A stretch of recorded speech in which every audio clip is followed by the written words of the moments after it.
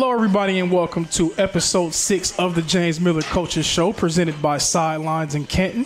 My name is Lorenzo Robinson, the host of your show, and we're starting things off with the namesake of our show, Coach James Miller. How are you doing today, sir? I'm awesome. How are you? I'm great. A little bit better after getting a victory this week, I'm sure. Always better. So your offense, once again, firing on all cylinders to start the game. How important was it for the offense to start fast, especially coming off of a loss from last week's game? Always important to start fast. I thought we were super physical in the first half. I thought we ran the ball really well. Ethan Rice got us started early with an explosive play, 53-yard run. We had practiced that almost for 2 weeks. I thought we had a really good game plan.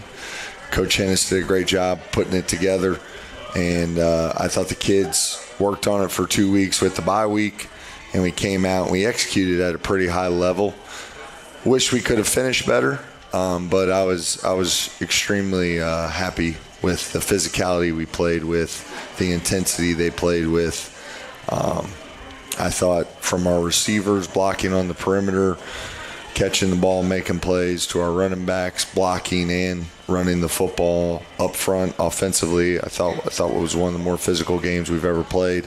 And then our quarterback going out and executing what we asked him to do.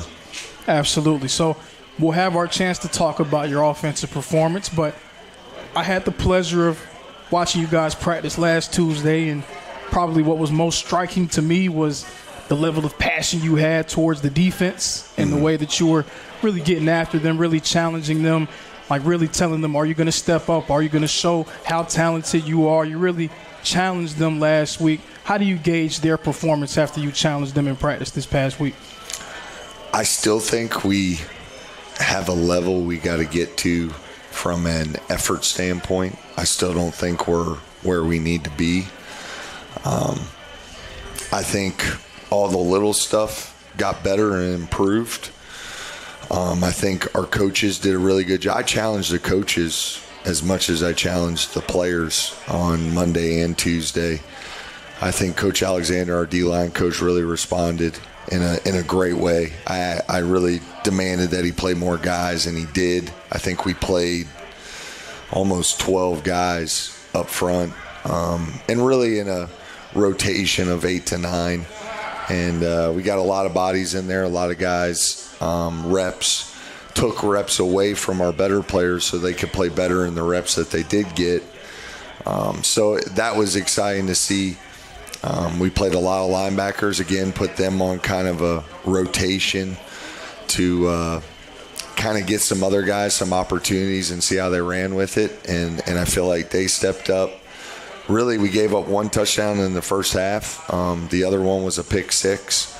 So I felt good about what we did. And really, the one touchdown shouldn't have been a touchdown. It was a miscommunication on the back end. We got a little confused when they motioned and put one of our DBs in a bad spot. And I think it's something that, we continue to work on. I know Coach Gardner harps on that a lot, is communication on the back end, making sure we're right in coverage.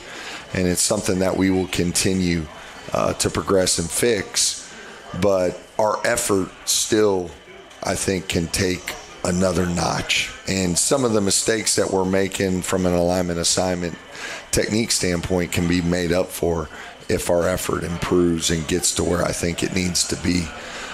So we're still really working on that at a very high level. I mean, we worked on it 20 minutes ago. We just got done with practice about 20 minutes ago, and it was still super intense. So, we're going to keep pressing it and keep pressing their buttons and try to find everybody's breaking point. And can you be broken, and what is that breaking point, and try to get them past it.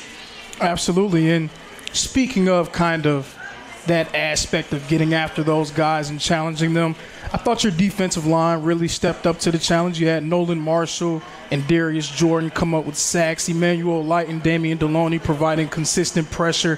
What does it do for your defense to be able to have that type of consistent presence when it comes to pass rush and really making it tough on the other side's offensive line? Yeah, I think we've talked about it before. When we've been really good at Reinhardt, we've been good up front. And I think like I just said, we playing more people gives us the opportunity for our best players to play better when they're in the game. And I think that showed up. You know, Dan Quavius Cummings was a freshman that came in and played some really valuable minutes. He played 28 snaps, did a really good job, started for us. Emmanuel is a guy that played multiple positions. He played strong side in, weak side in. He played 3 technique. He played the 0 in some pass rush stuff.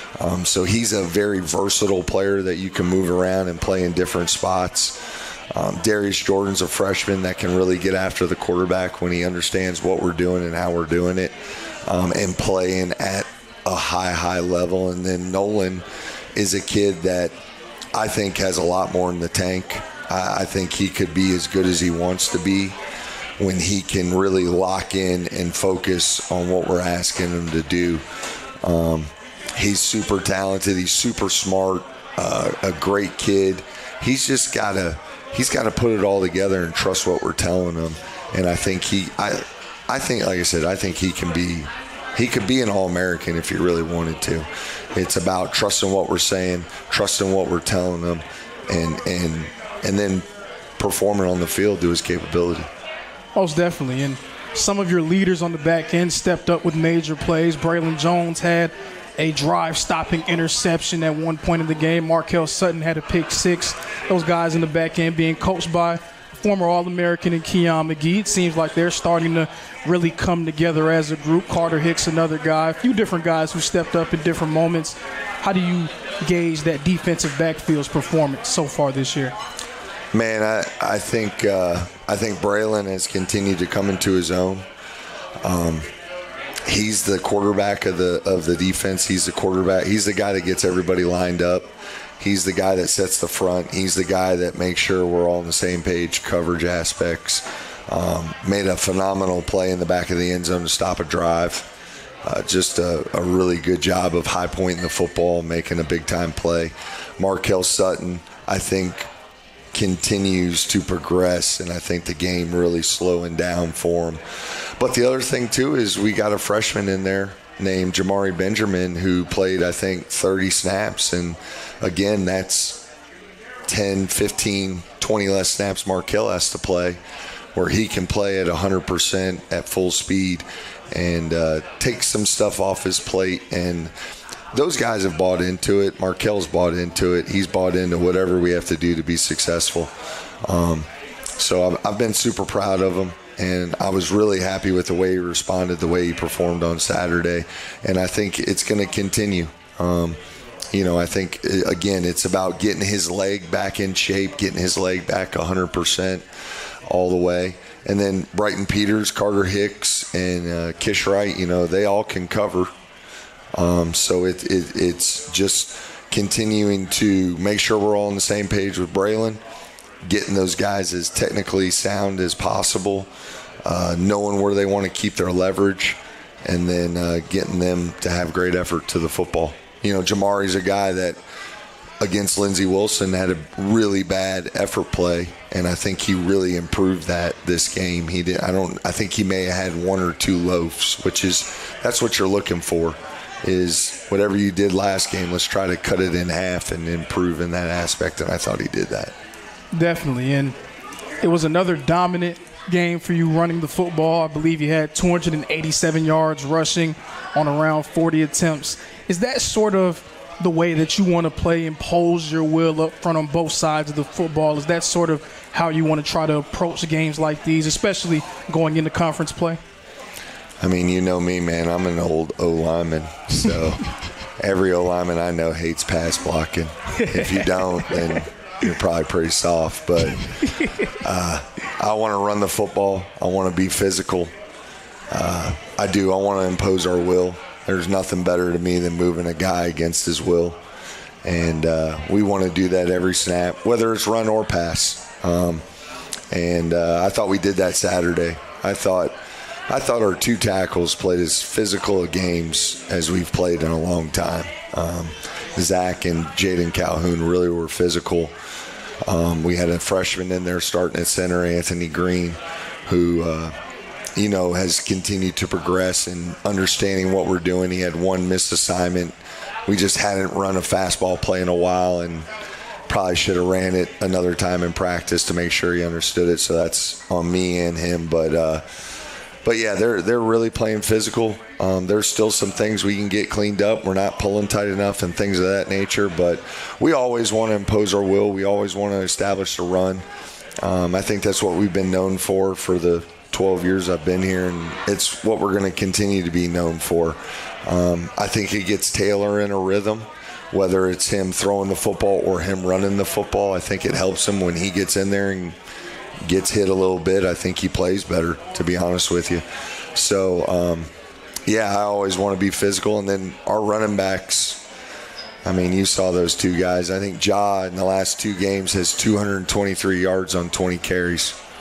So he's playing at a super high level right now. Jamarion's playing really good football. The guy that really kind of stepped up for us Saturday was Harlem Diamond. He's a guy, we got him out of Cedartown. He's a 4A state player of the year. And he's physical. He'll play fullback. He'll play running back. He can catch the ball out of the backfield. He's super talented, and he's going to be the next line of really good running backs for us. He already is right now. He's just accepting a role of playing fullback. He's sacrificing for the team. He's paying the price. He's PTPing it, whatever you want to say. But he's sacrificing for what's best for the team right now and doing a phenomenal job with it. Exactly. And, I mean, I want to shine more of a light on what Harlem Diamond's able to do. Seems like you always kind of have like that all-purpose guy, right? That guy that can get in the backfield, run the football for you. Also not afraid to line up at H-back, mix it up. You had someone like a Bryce Burgess back in the day who was someone that did that. Lewis Morris after him. And then Harlem kind of fitting right into that mold. So it's nice to see him be able to play well for you and do different things for you. Yeah, it's funny because he's kind of a mixture of the both of those guys. Bryce Burgess was a super physical guy. Harlem's a super physical guy. Lou was really good at kind of being a Swiss Army knife, lining up at receiver, lining up in the backfield. You could put him at quarterback and he could catch the ball and run it. Harlem's kind of a good mixture of both of them. I don't know if he can line up at receiver technically like Lou did, but he can catch the ball as well as Lou did, and he can make people miss in the open field. So he's definitely a weapon for us for sure. For sure. So there were certain aspects that were things that you can improve on. I know watching the game and calling the game, there was one thing that I saw in particular that I said, okay, this is going to be something that I know will be a point of emphasis in practice the next week. Penalties maybe kind of got away from you a little bit as a team. I think you had 15 for about 140 yards, something like that. What would you do for this week in order to try to clean that up? What's the focus for you guys going forward? I think one thing is celebrate with your teammates. Don't do anything that's going to put yourself above the team. Like, I want guys to be excited. It's still a game. Like, it's okay to be excited. It's okay to make a gesture, make the right one. Please make the right one. But just celebrate with your teammates. Like, be excited about your team. If you're going to do something, do it to me. Do it to our sideline. Don't do it towards theirs. Don't ever, have enough, be humble and have enough pride about you to do it towards us and not do it towards the opponent. Don't try to, make anybody look bad. So that's one thing we stress to our guys. I know Brandon Payton had one. The one with Taylor and Justin Pinckney, like, the guy grabbed Taylor's face mask. I want my offensive line to go over there and get that guy's tail off him. Like, I don't want somebody to be able to grab our kid's face mask. So I'm okay with that one. Like, there are good and bad penalties, and that one I'm okay with. And that's why I got one, because I was super pissed because, I watch SEC football. They're always breaking things up. Like, we don't have to throw a flag every time a little skirmish breaks out. It's football. So, but it is what it is. We're going to harp on that this week. We're going to make sure we're not making improper gestures, and we're continuing to celebrate with our teammates. Sometimes 15-yard penalties, like, I'd almost rather have a 15-yard penalty where we're playing hard and playing aggressive than have a false start or a guy is aligned in the backfield or he jumps off sides. Like, at least we're being aggressive and we're playing hard. So sometimes you can deal with that stuff. It's more of the gesture things that get me kind of pissed off. So, but we'll get them cleaned up. I know Coach Hennis already talked to Taylor because he almost got one too. And then Keon will get Brandon Payton right for sure. So we'll get it cleaned up. For sure. And you kind of touched on it a little bit. Really strong start for your offense, 34 points in that first half. And then it really sort of slowed down a little bit in the second half. And, from just my seat, it looked like the energy maybe dwindled a little bit. Guys kind of maybe got a little comfortable with where they were. What do you think went into the second half sort of being a little bit less explosive for you than the first? I don't know if our energy dwindled because I thought we were still blocking good. I know we had a couple misreads, some things that we could have done differently to be able to put more points on the board.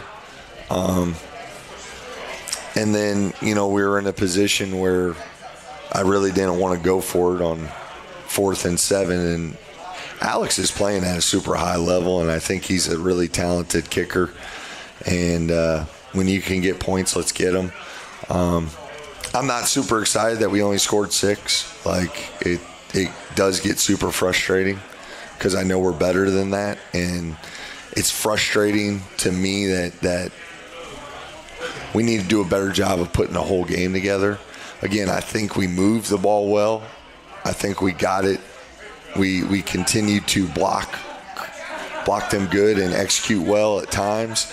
It's just finishing drives once we get down there and making sure that we're locked in on what the signal is, what the play is, and what we need to do to execute the play.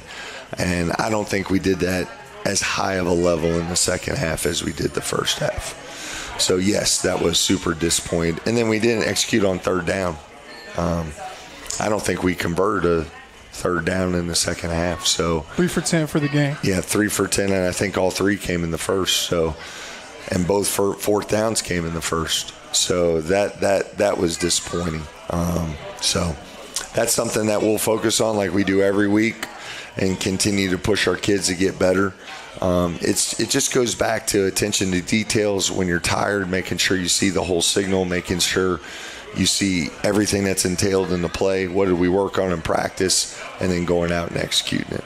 For sure. And this is another example of, I think, you kind of peeking over in my notes a little bit. No, I'm not. I promise. Alex Hansen having a phenomenal year for you kicking the football. Just, you touched on it a little bit, but just real quick, what does it mean to be able to have a guy, a weapon like that you can trust pretty much from any part of the field and realize that he can get you something out of a drive? I mean, he's, like you said, he's a weapon. He can make a 40-plus yard field goal. He can boom a punt. He can pin a guy deep in the end zone on punt. I think he had 3 kickoffs for touchbacks, and if they weren't a touchback, the guy was catching it at the 1 on inside the left hash. Outside the left hash. So he's playing at a super high level. He's a great kid, Peachtree Ridge High School. I can't say enough good things about him. I hope he continues to do it. But he's doing it because he's practicing his tail off. He really works hard at it every single day. We played 2 snappers, Preston and Braxton, who have really created a super good friendship, which I think is important for that position. You got to trust your snapper. You got to trust what he's doing. And I think they've been awesome. He's been awesome. And I'm not scared to use him. I think in my opinion, he's an all-conference, maybe an all-American type player. Like he's really playing good football right now. I need him to stay locked in though, and keep doing whatever he's doing. I don't mess with him. That's all Cameron Cagle. I stay as far away from the kicker as possible. I usually don't like him, but he's the best one I've ever been around, just because he keeps his mouth shut. He never talks. He does his job. So it's been awesome. Yeah, I've enjoyed it. Even though I don't talk to him. So hey, sometimes that's best, right? Yeah, you wanna absolutely. Give them a chance to get into their rhythm. I'll tell you this about him. He can eat. On the road, nobody will eat more than Alex Hansen. Guarantee you. Oh, he'll go to Golden Corral. He will put 4 plates away. More than your lineman. Yes. I will challenge any lineman we got to eat with him, and he will. We went to a all-you-can-eat Chinese buffet when we went to Florida, and he dominated it. He got All-American that day for that meal. He was on point. Definitely. Coach Miller said it, not me, Alex. So, Yeah. He'll agree with me. He doesn't deny it. He doesn't try to hide it. We'll have to get him on the show and ask him if we can confirm that. And we don't need to do that. He won't say anything. He'll get up there and you'll ask him a question, and that's what you'll get. He'll be crickets. Coach, is there anything you would like to add for this past week against Union? Any way you want to tie a bow on this week? No, I mean, I think the kids came out and played better. And, I challenged them to be 1-0. All right, that game's over. Now we got to go be 1-0 again. And that's all we can focus on. Can't worry about anything else. We got to focus on our preparation. We got to focus on practicing hard. However we practice is how we're going to play. So if we practice good, we'll play good. If we practice poor, we're going to play poor. So as long as we practice at a high level, I think we'll play at a high level. And that's what we can focus on and can control. So that's what we're going to do. For sure. The focus, you said, go 1-0 every week. We'll see who that opponent will be for next week after this break. This is the James Miller Coaches Show. The previous play is under further review. I'm not sure what he could review, but okay.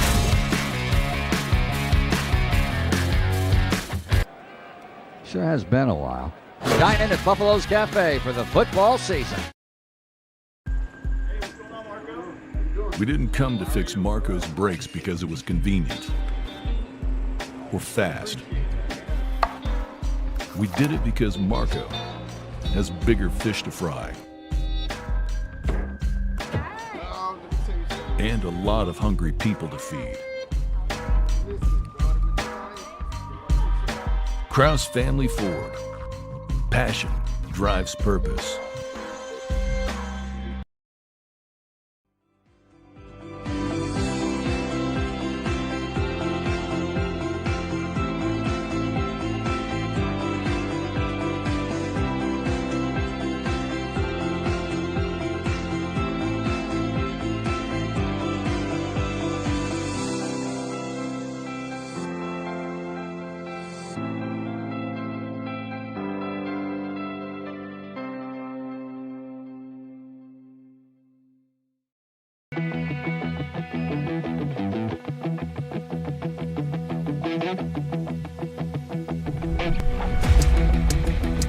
Sidelines Grill is a family-type establishment. It is a sports bar.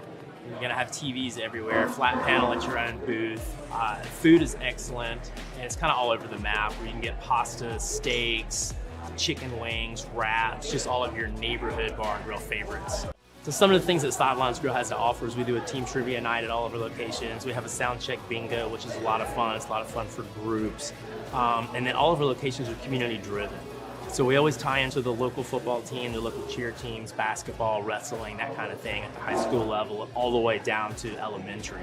It's kind of an exciting and fun atmosphere. You've got all the TVs, all the games playing, and, families eating and people cheering for sports, and, everyone just kind of enjoying themselves. It's all about the people. Not only is the staff just very, very friendly and make you feel like part of the family, like you've known them forever, but I've noticed the customers, almost like a culture, the people that come in this place, everybody just seems to be relaxed, having a great time, and you can talk to anybody. You might come in here for your first time as a stranger, but you're going to leave as a family member.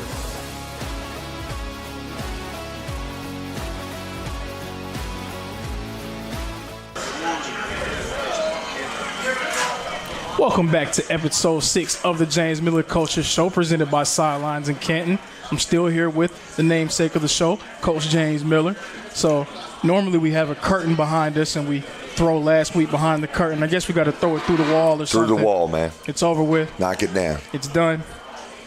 New challenge. Next game, second game in AAC play, going up against the Kentucky Christian Knights. Give me a little bit about them. Can you preview that matchup for me? Yeah, I think they're playing good football. They're 2-2.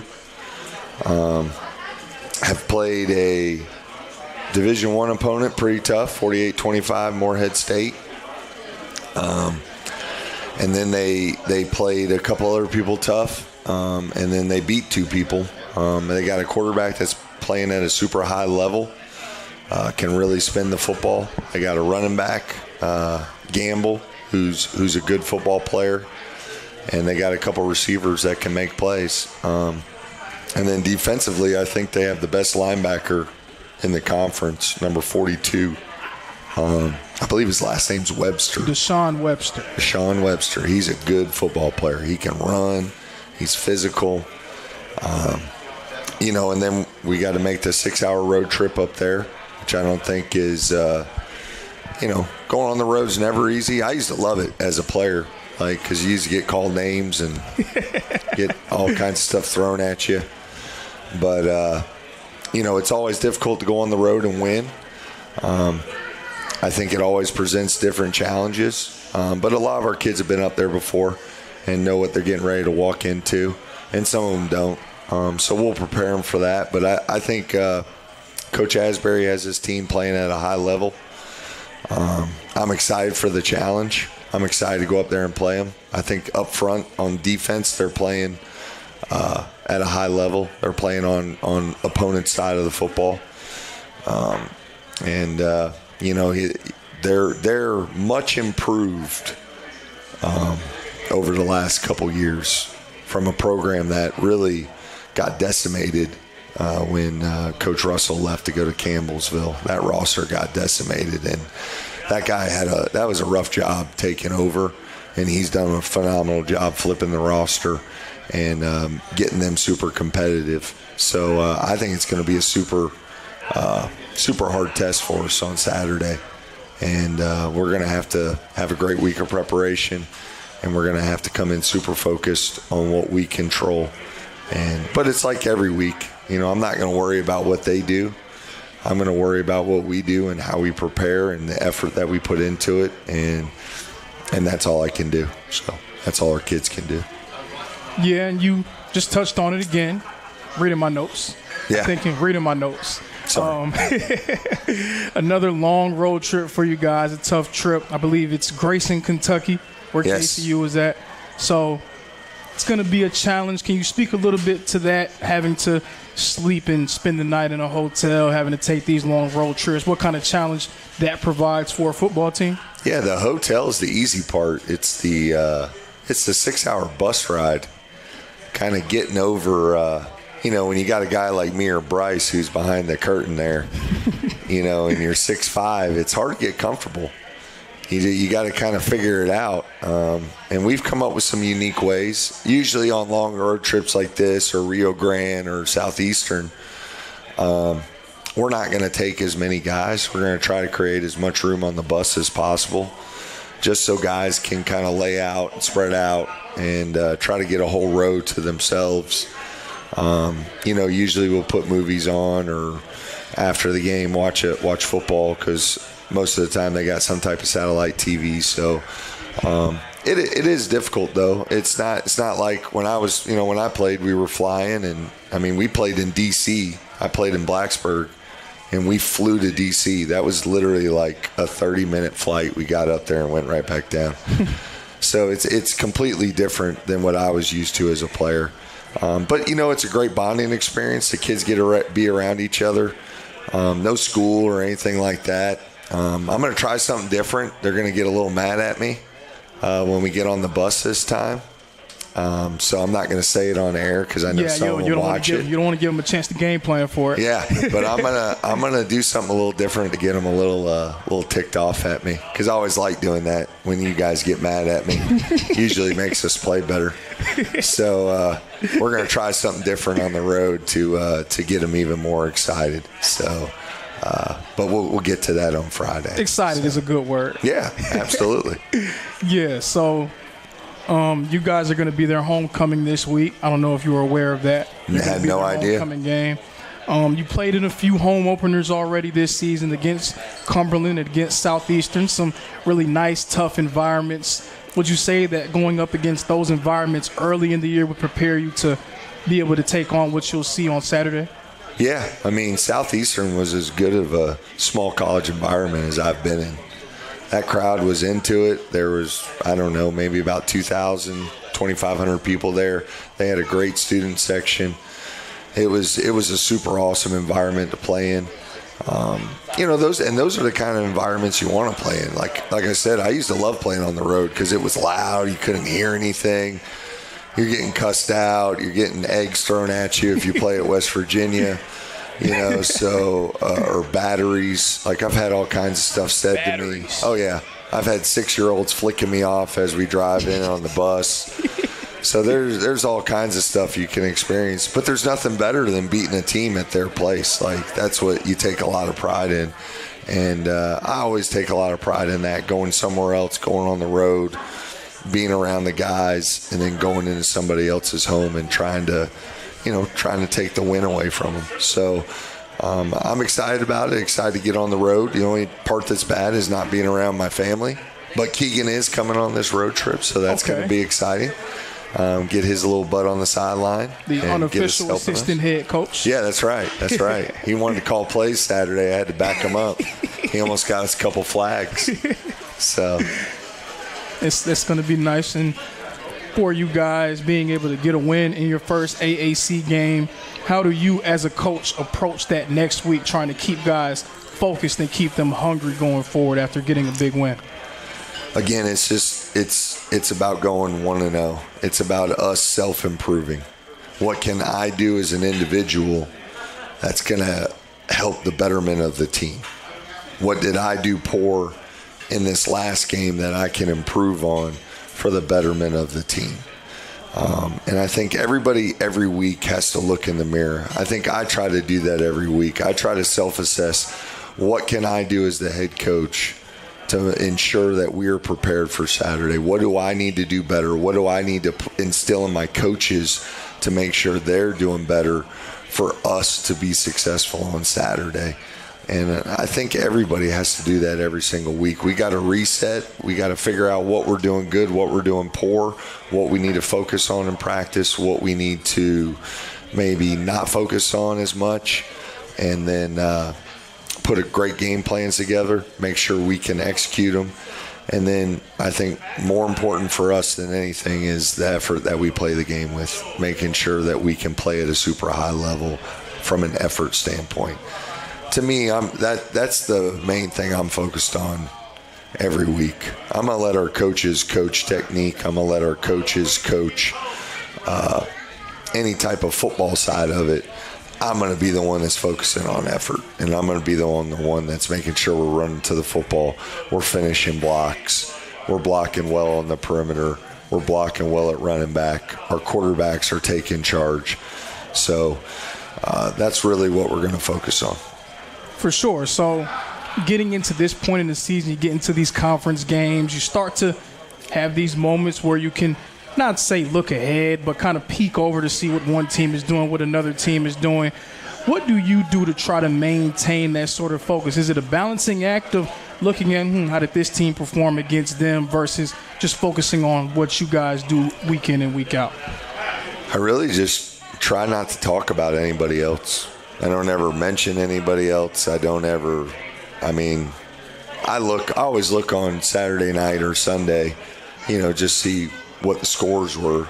But I really just get honed in on whoever we have. And if I hear our kids talking about somebody else, that will get me fired up. Because you can't do that. You can't overlook anybody. You can't look past anybody. You can't think you're better than anybody.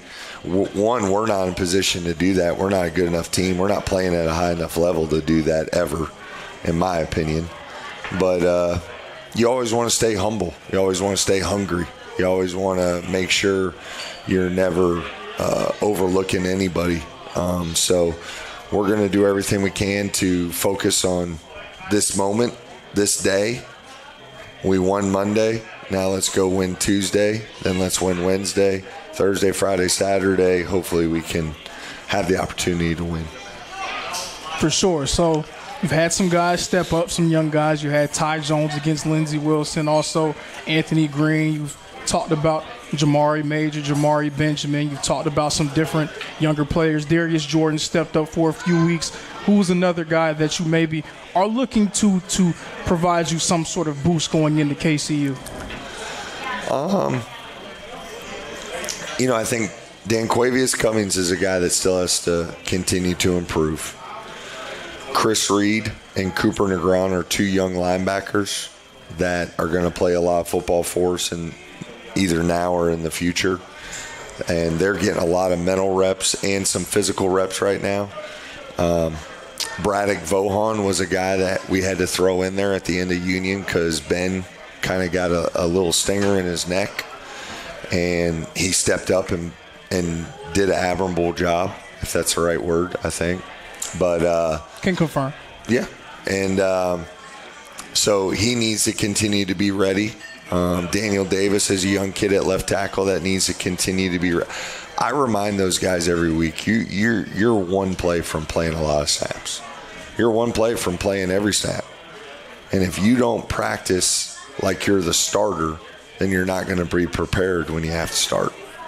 You got to prepare like you're the starter. You may not get all the reps that the starters get all week, but you better be taking mental reps. You better be taking the same notes they take. You better be watching more film than them. You better be doing everything you can, because when your moment comes, if you don't step up and you're ready, now we've lost confidence in you. Or you're going to step up, you're going to perform at a super high level, and we're going to have more confidence in you to throw you in there. So it works both ways, and I think some of these young kids have really stepped up in moments and played at a high level. So I'm excited to watch them perform if they get the opportunity on Saturday. For sure. So this has been something that we've done every week. It's not going to change for this week. This is my favorite segment because it sort of sets the tone for the program, sets the tone for the fan base, your team that's watching at home. The James Miller Word of the Week. What is the James Miller Word of the Week for this week? How are you going to set the tone for your program? What is the James Miller Word of the Week? I think it's consistency. I think that's the biggest thing we've been lacking, is whether on defense, consistency run to the football, or consistency alignment, assignment, technique, or offensively, consistently doing what I know we're capable of when we're clicking on all cylinders. So I think it's consistency with all the little things on a down-by-down basis for us to be successful on Saturday. So I want to see us come out and from the first snap to the final snap be the consistent football team that I know we're capable of. For sure, you heard it here first. The James Miller Word of the Week, consistency. Coach. Appreciate it, man. Thank you for joining me. Absolutely. Always a pleasure. And you get. Look, Coach Gardner's about to come up here. Don't scare him. Okay? He's not used to this stuff. Big Barry's watching. So good luck. Thank you so much, Coach. That is the namesake of the James Miller Coaches Show, Coach James Miller. And now we'll get a chance to speak to, we normally get the players of the week to come up, but this week we're going to do something different. We're going to have a chance to talk to our defensive coordinator, Coach Barry Gardner. Coach, how you doing today, sir? And give you a chance to get yourself together. What's up, Lonzo? How you doing, man? Good. Absolutely, absolutely. Coach, I just want to give you a chance. People don't normally get a chance to see you speak and have these moments. Speak a little bit about your journey coming into RU. Speak a little bit about your time before and your time and your journey leading up to Reinhardt University. I'm from Bonifay, Florida, Holmes County High School. Played a little football at Delta State. Mainly practice, but played a little bit, special teams. But had a great time there. Very blessed. Been around some great coaches. Learned a lot of football. Coach Rhodes, Coach Roberts, great coaches. They kind of put me this way to be a coach. Then I transitioned into coaching. 13 years of high school, Florida. DC head coach. 3 in Alabama and 1 in Georgia. Then met Coach Miller at Clark Atlanta University right down the road. Loved it. Loved being at Clark Atlanta, except for the money. but it was very fun, and then it's an honor to be here. Yes, sir. Yes, sir. So last year was your first year at Reinhardt. You were the linebackers coach, and you were somebody who a lot of guys came to and looked to for a lot of advice on certain things. This is your first year as the defensive coordinator, really taking on that role. How has that transition been for you this season? We've had some ups and downs. Early on in the season, probably too complicated defense. Had to scale back a little bit. But the biggest thing is details. I'm a detailed person, and we did not do a great job early on. But now the good news is adversity is always good early in the season. You want to be able to always have adversity early on, so you're used to it. It's going to happen. It's like life. Football is a lot like life. You're always going to have adversity sometime. First game, last game, sometimes it's going to happen. So it's good to have it now. We've fought through some injuries and come a long way in a short period of time. But the biggest thing is just details. All the time, every day, getting better at details.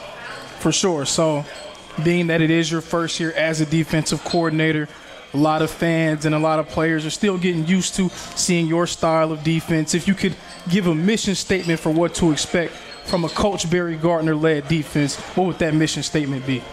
Well, our mission statement is everything. That's you can apply that to basically life, but fundamentally sound with toughness, okay? And the biggest thing is attack always. And that's football, school, weights, that's everything. Work, whatever it is, you attack it. And you always want to be fundamentally sound in what you're doing, whether that be eye discipline, footwork, being on time, doing the right thing, just being a good person. But the biggest thing is fundamentally sound, always doing an attacking way.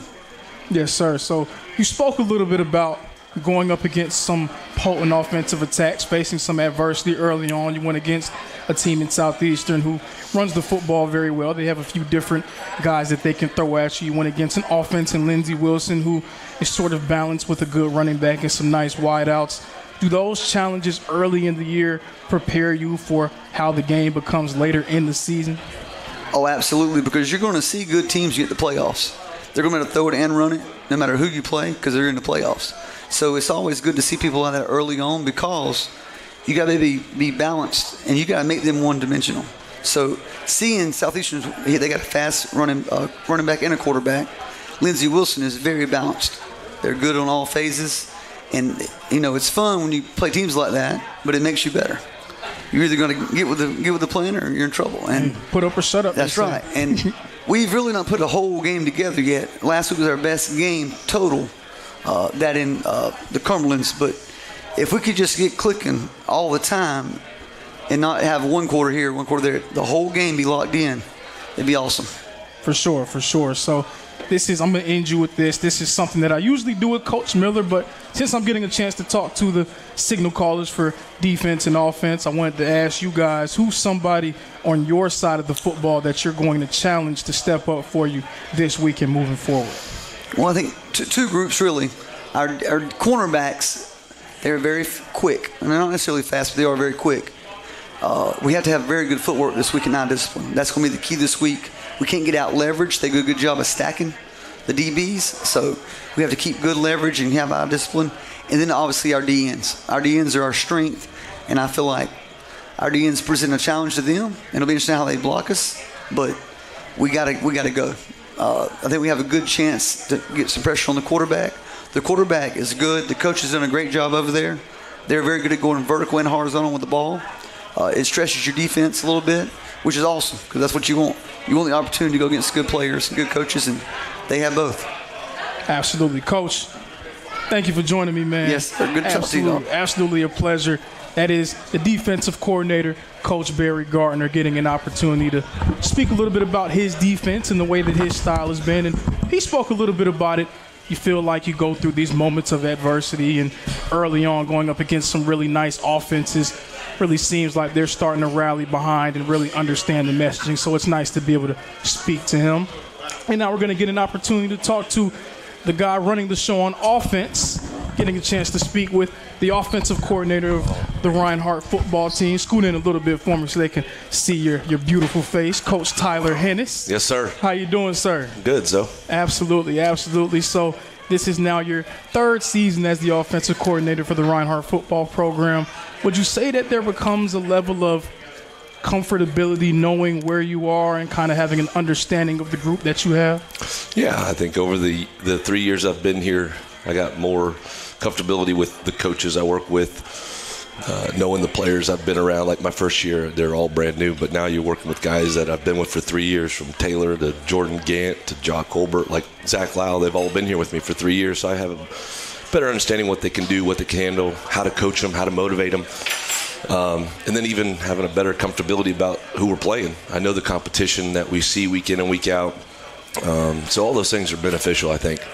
Absolutely. So I want you to speak a little bit about your journey, what led you to becoming the offensive coordinator now here at Reinhardt. Well, it's been kind of full circle. A guy named Chet Poblish was my quarterback's coach at Emporia State a long time ago. He got me into coaching, and then he was actually the offensive coordinator here before me and kind of helped me navigate my journey from Kansas all the way down to Georgia to take this job at Reinhardt. But I've been coaching for 18 years from a lot of different states, a lot of different levels. Love coaching, had a great experience as a player, and so that's how it's kind of gotten me here. For sure. So offensively, you do have a lot of different guys that can do different things for you. What is that balancing act? Speak a little bit to that as an offensive coordinator, trying to keep everybody happy, which is impossible, right? But also trying to make sure that you're executing at a high level. Sure. Trying to distribute the ball is never easy. Running backs is a little bit easier. You can just turn and hand off, power, counter, stuff like that.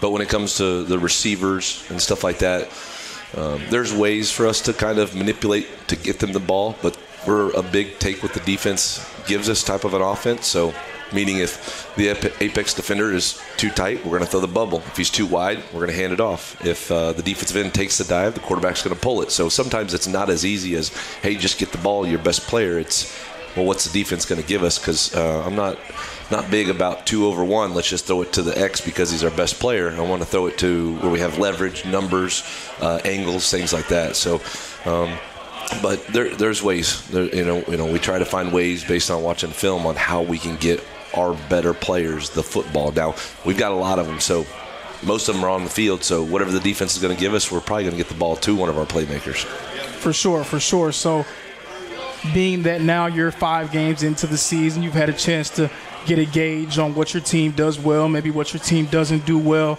How would you just overall assess your team's performance thus far through the season? I think we're playing with really good effort. I think we're playing physical. But the thing right now is we got to be consistent. I think Coach Miller just mentioned that word. And right now we got to be able to play complementary football all 3 phases. And then offensively we got to be able to run the football when we need to run the football. We got to be able to catch him. Throw and catch. We got to be able to convert third downs. We can't turn over the football. We got to keep the chains moving. We got to stay ahead of the sticks. That means having good first downs. But all that's consistency. And, we have all 11 guys doing their job, not trying to be anything more than what they are, but do their role, do their job, and that's it. And I think if we can start to do that more consistently, we're going to be all right. Okay, so I'm going to end you off with this. And I asked Coach Barry Gardner the same thing. This is usually something that I save for Coach Miller, but being that I have a chance to talk to the leaders on both sides of the football, I wanted to give you guys a chance to do this today. Who's somebody on your side of the football? It could be a group, it could be a player. Who's someone that you're looking forward to step up and really provide you with the boost going forward? Oh, man. Somebody, I think I'm going to go with Harlem Diamond. I think there's obvious choices, but that he started off with some injuries, and he's overcame them, and he does a lot of different things for us. And maybe it's not touchdowns or receptions or carries, but he's going to continue to build a role on this football on the offensive side of the ball that is going to make an impact. And it might not be something you guys see in the stat sheets. It's going to be something that you see him block a guy down the field. You might see a second effort thing. You might see him on KOR. You might see him take the ball. It might be him catching a screen pass. But he's a very versatile player. He's a very tough kid. And I think he's a great teammate. And that's what it's what we're built for here at Reinhardt. Absolutely, Coach. Thank you, Zoe. Thank you for joining me. That's Coach Tyler Hennis, the offensive coordinator. I'm Lorenzo Robinson, and this has been episode 6 of the James Miller Coaches Show. Thank you all, and we will see you all next time.